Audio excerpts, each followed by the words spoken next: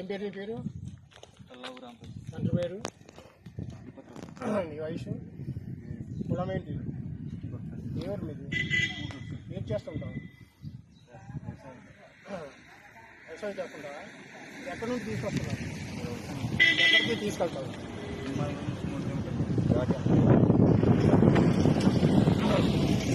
ఓకేనా?